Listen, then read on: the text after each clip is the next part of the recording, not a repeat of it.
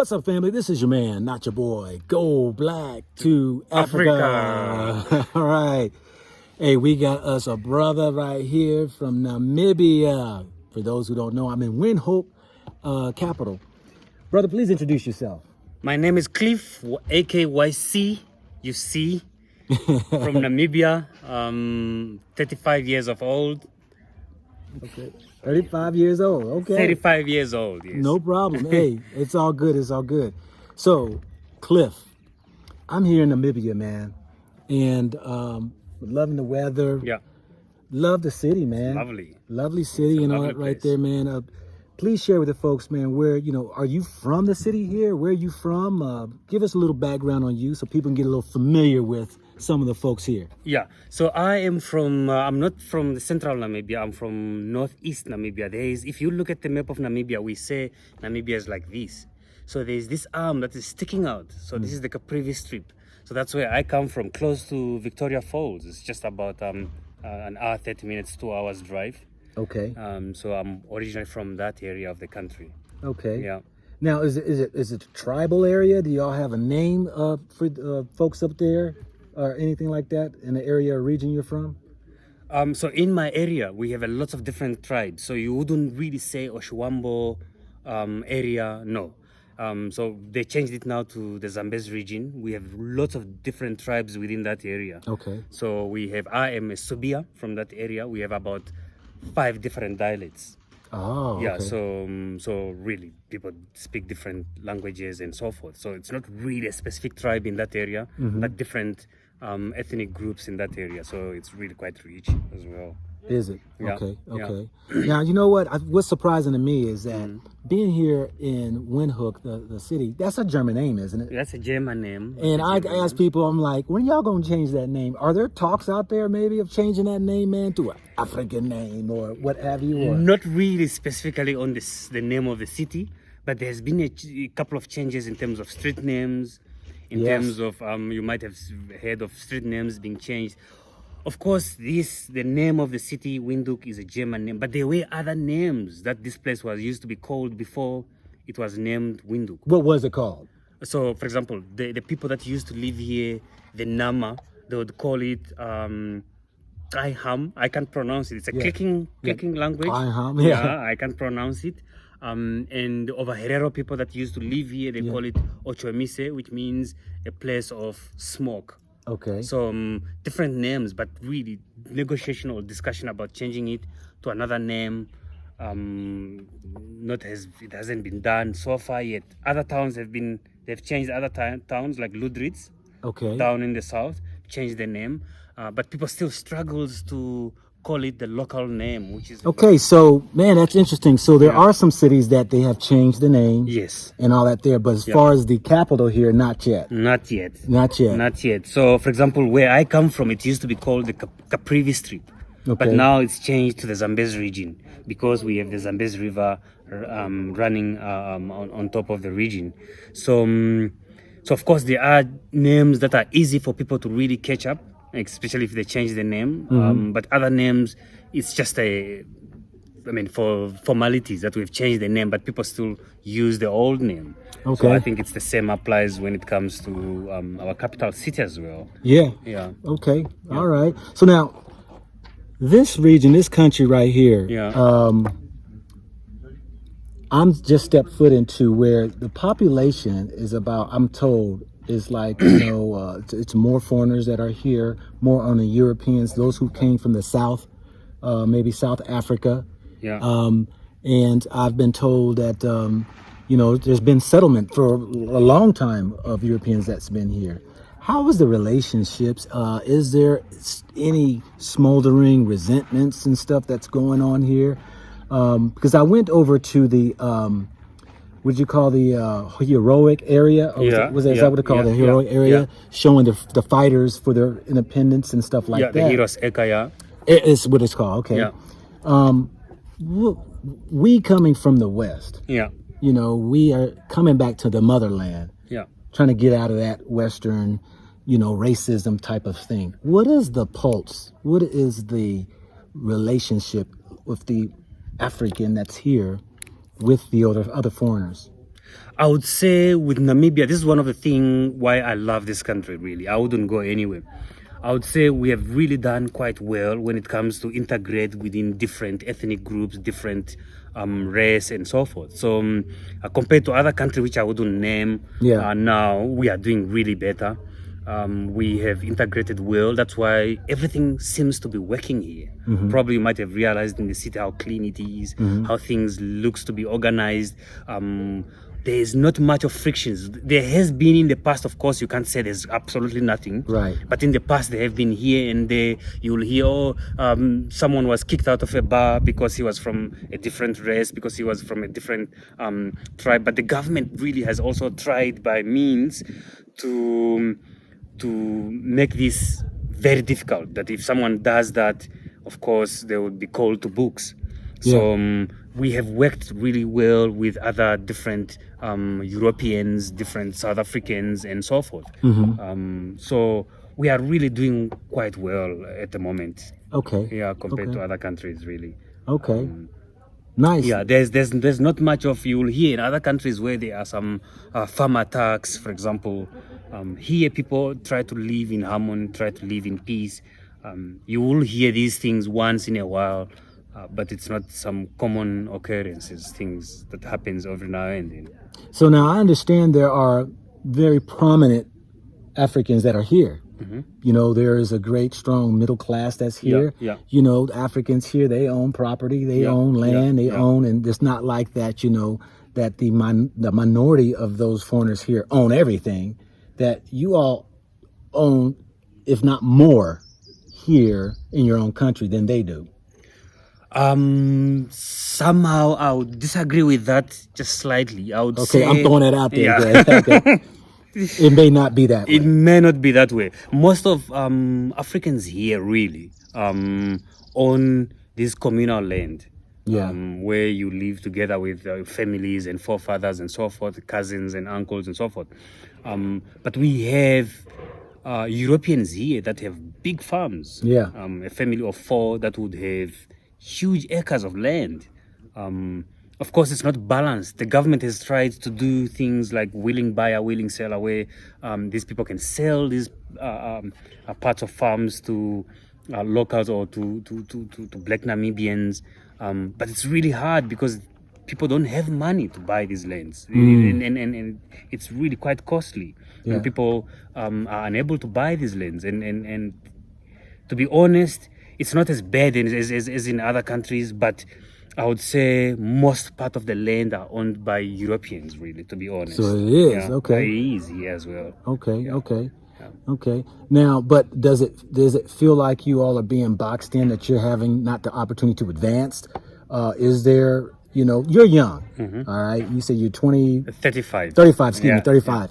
And so you being 35, you've been around for a little minute. Oh, yeah. And so what about yourself? I mean, you know, is there opportunities here limitless for you? I mean, can you do and become what you want, or is there some restrictions in that? I would say really there are opportunities right there for one to become what they want. But the problem is people are not that educated to see these opportunities, or people are not, you know, their eyes are not really open to see these opportunities. And I think this is due to lack of information from the previous generation that needs to really push the new generation to take up these opportunities. But opportunities are really there, but it's quite difficult really for someone, because we always think opportunities, you can only get opportunities if you have money.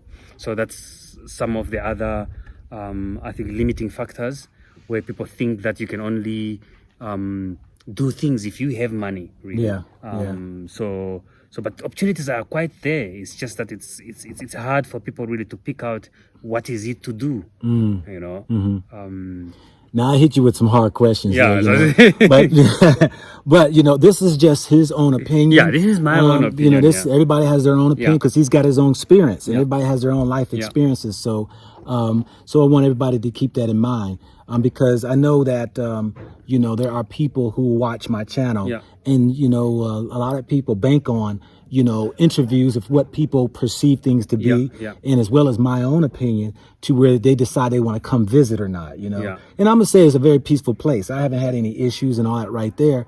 And so in this visiting here, and like you're saying, the interactions and the relationships, it's all good. It's all good. Yeah, and there's room to grow, and there are opportunities finding what it is that you need to do. If you got capital, most people tell me capital. That's all what people say. Yeah. But let me ask you this, because now you talked about COVID, and we know it slowed everything down because you was in the tour business. Yeah. Yeah. So I work for a tourism business. So as soon as COVID hit, everything just crumbled. I remember that year, the beginning of that year, that was 2020.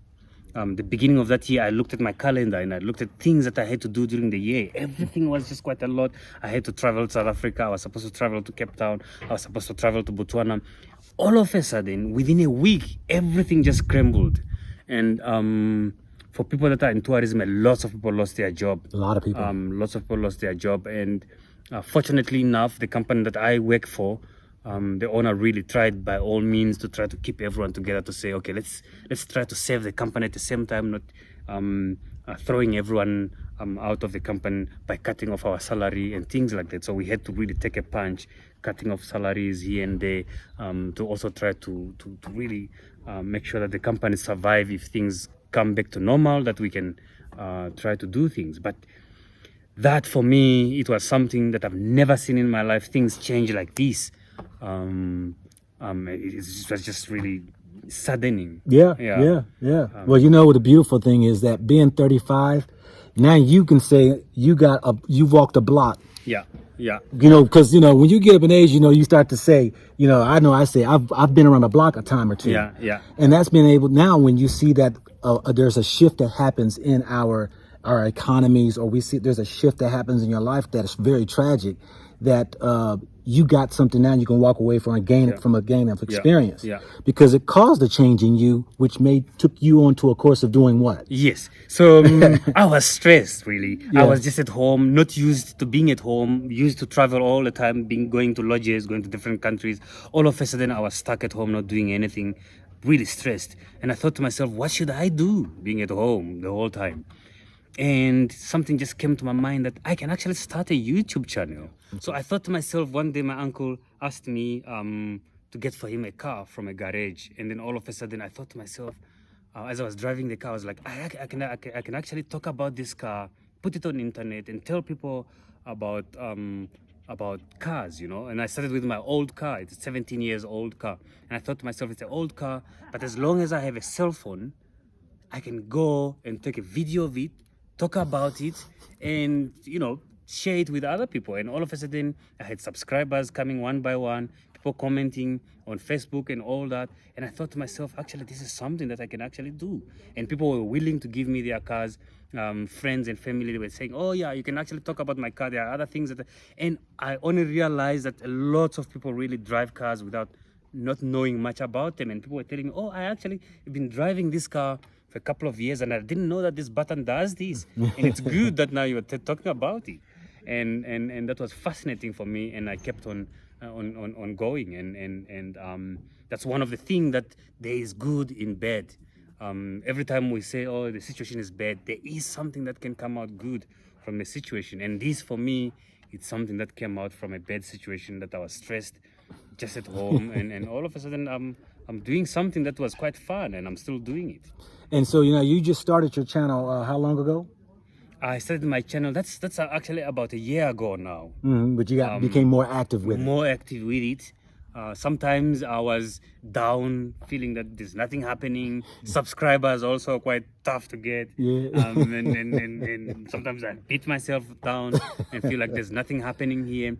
But all of a sudden, I have people around me that are very supportive. They'll be asking me, what about the video? We are still waiting for the next video and all that. And that gave me courage, really. Good.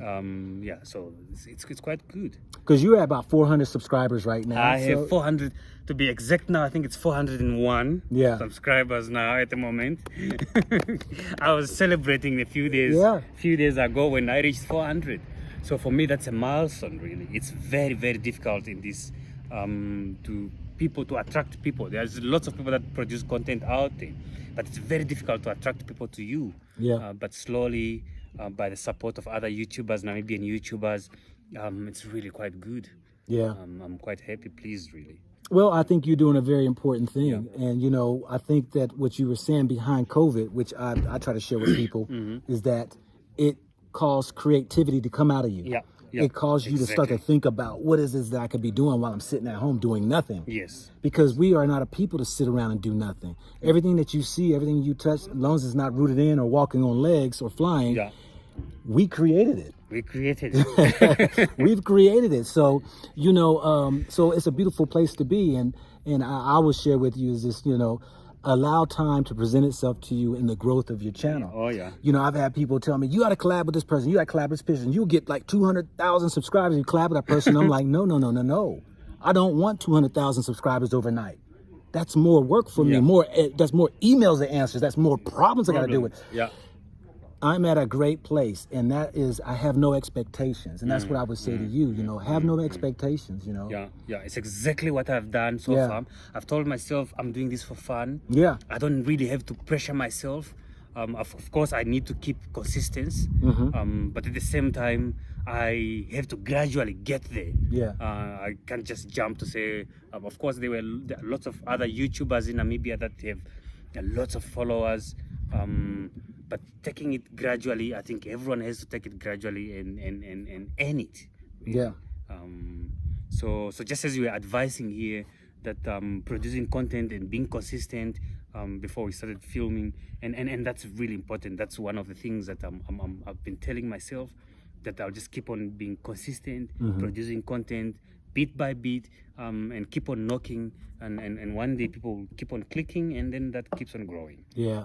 It's a beautiful thing, and you're bringing education to people and all that stuff there. Yeah. All right, so we're coming down to the end of our interview here, and I think you shared some great information here about Namibia, as well as your personal life and things like that that's happening. You know, and what would you say to those who may be thinking about coming to Namibia, or those who have not even come to Mother Africa? Because you said you've been to other countries too, right? Yeah. What would you say to those people who are out there in America, in UK, Europe, Canada, who are the diasporans, all right, who are of African descent? Yeah. What would you say to them about coming and visiting? I would say this Africa as a whole is really a welcoming place. And of course, people that have never been in Africa have different perception about this place. You think when you'll be in Windhoek, there will be jackals and kudus jumping in the city. Of course, Africa is a peaceful place. As African, we are welcoming people. You might have realized, you might have seen it in different countries that you've been to. Namibia specifically, we are a very peaceful country. In Southern Africa, we are one of the politically stable country. Of course, we have things here and there, but we really invite people to come back home. We have plenty of land. Our population is only 2.5 million. Yeah. We have 825,000 square kilometer of the country. So we have plenty of land where people are welcome to come here. People are welcome to see around. We have a lot of natural resources. We have a lot of animals. We have a lot of things that you can see around Namibia. And y'all have a coastal line we have too. Coastal line as well. We have dunes, the highest dunes in the world. We have the second largest canyon in the world. We are so rich, really. And if you want to come, everyone who comes here, they come here, they go back, and they said, the smiles of people do not have things, really, do not have money, but people would come to you, they would still smile at you, you would still have conversation with people, you would still share time with people, even though people do not have things. People will offer you something to eat in Africa. Yeah. You know, so it's a great place to come if you want to come and just enjoy the quietness, the peacefulness, away from all the things happening around the world. This is the place to be. This is the place to come, really. Coming from a man who's in the tourist industry, I wouldn't have said it better myself. But he is absolutely right. I have had a great time here. I've only been here a couple of days. Yeah. Seems like I've been here longer though. It's But I mean, it's really beautiful, and hopefully I can get the chance to even get outside of the city. Yeah, that's So I really want to hit. lovely. I want to hit the coastal out there. But appreciate you, my brother. for coming and allowing me to interview you. Much success to you and your channel. Is there any other social media platforms you're on that people can find you? Yeah, I'm on Facebook, I'm on Instagram and YouTube. So if you type in YC Test Drive, you will find Cliff. I will be there talking about cars, talking about travels and all that. So I'm on all those 3 different platforms. You can always find me. YC Test Drive. Yeah. All righty then. Well, family, hey, this is your man. This is your boy, Cliff.